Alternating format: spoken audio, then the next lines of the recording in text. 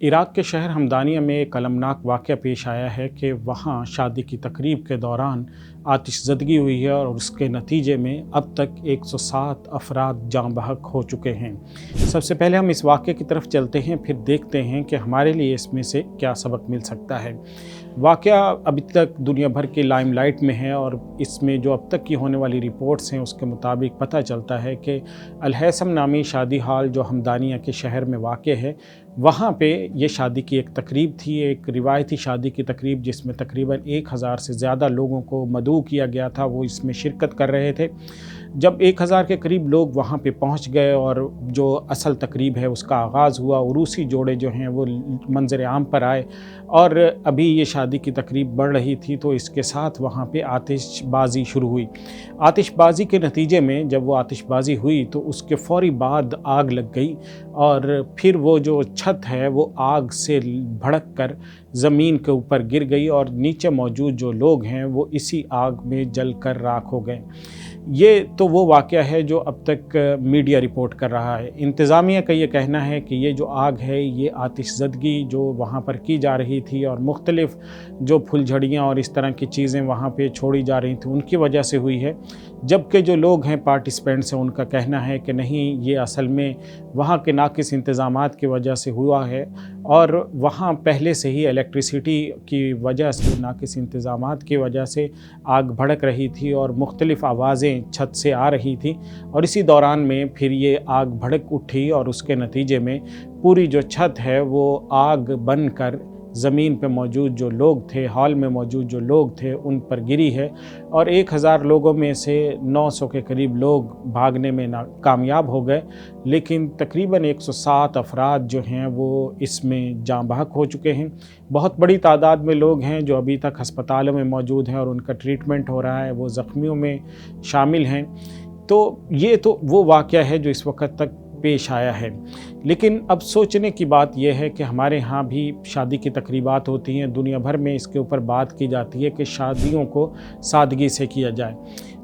हो सकता है लोगों के पास बहुत सारे वसाइल हों, लेकिन उन वसाइल के लिए इससे बेहतर मसरफ़ मौजूद हैं। पाकिस्तान में बहुत बड़े घरानों की ऐसी शादियां हमारे सामने मौजूद है जहां पे लोगों ने शादियां की हैं और उसके बाद उन्होंने लोगों में शादी के बाद खुशी के तौर पर यतीमों में खाना तकसीम किया है, गरीब बच्चों को अपनी खुशी में शरीक किया है। वो लोग जो अंडर प्रिविलेज्ड हैं या जिनके पास वसाइल मौजूद नहीं हैं उनको भी अपनी इस खुशी में शरीक करने के लिए उन तक भी खाना पहुंचाया है या मुख्तलिफ़ जो अतियात हैं वहाँ तक पहुँचाए हैं।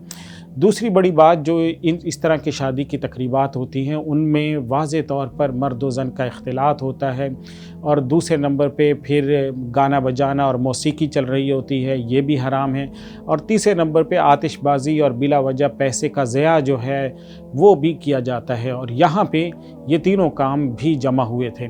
और एक सबसे अहम बात यह है कि हर इंसान ये चाहता है कि उसकी जो इस तरह की बड़ी खुशी शादी जो है, ज़ाहिर है ये बहुत अरमानों की बात होती है और इंसान की ज़िंदगी भर का हवाला होती है। तो ये जो शादी की तकरीब है, हर शख्स ये चाहता है कि वो एक अच्छा इवेंट हो, बेहतरीन इवेंट हो और उसकी वो यादगार इवेंट हो। तो ऐसा जब कोई डिज़ास्टर हो जाता है, ऐसी कोई बहुत बड़ी तबाही होती है तो उसके नतीजे में वो बुरी यादें इंसान के दिमाग से चिपक जाती हैं। अभी अल अरबिया ने जो इस दुल्हा और दुल्हन की जो ख़बर नशर की है उनसे जो मौक़िफ़ लिया है तो उन्होंने ये कहा है हमें ऐसे लग रहा है जैसे हम भी मुर्दा हो चुके हैं और हम अभी कब्रों में मौजूद हैं।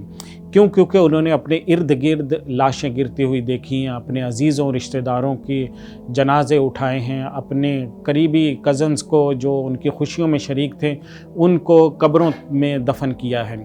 तो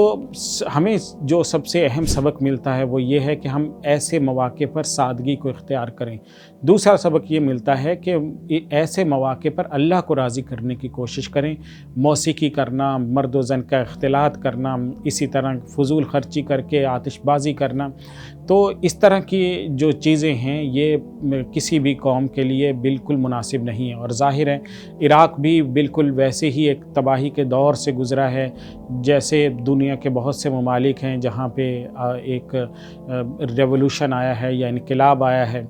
تو عراق کوئی بہت امیر ملک نہیں، اور اگر کسی کے پاس وسائل ہوں بھی صحیح تو اسے چاہیے کہ اپنے وسائل جائز اور حلال اور ان کاموں میں خرچ کرے جن سے انسانیت کا فائدہ ہو، اللہ کی طرف سے رحمت آئے اور اللہ تعالیٰ کی طرف سے رحمت کے فیصلے ہوں۔ ایک حدیث شریف اس موقع پر ہمیں یاد رکھنی چاہیے۔ حضور صلی اللہ علیہ وسلم نے فرمایا کہ صنائع المعروف تقی مصارع السوء، کہ نیک کام کرنا انسان کو برے انجام سے بچاتا ہے۔ تو نیک کام کرنا، غریبوں کو اپنی خوشیوں میں شریک کرنا، ان میں چیزیں تقسیم کرنا، ان تک عطیات اپنے پہنچانا اور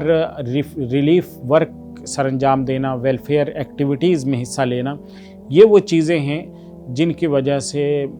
آپ کی زندگی سنور سکتی ہے، اللہ تعالیٰ برے انجام سے بچاتا ہے۔ اور ایسے جو ایونٹس ہیں جو انسان کے لیے بہت یادگار ہوتے ہیں، زندگی بھر حوالہ رہتے ہیں، وہ کسی بھی برے حادثے سے محفوظ رہتے ہیں۔ تو اللہ تعالیٰ سے دعا ہے کہ سب کو اس طرح کے برے انجام سے محفوظ رکھے، اور جو لوگ اس میں جاں بحق ہوئے ہیں، بہرحال بہت ایک افسوسناک یہ واقعہ ہے، اور اسی وجہ سے عربی، انگلش اور اردو دنیا بھر کے میڈیا پر اس کا حوالہ چل رہا ہے۔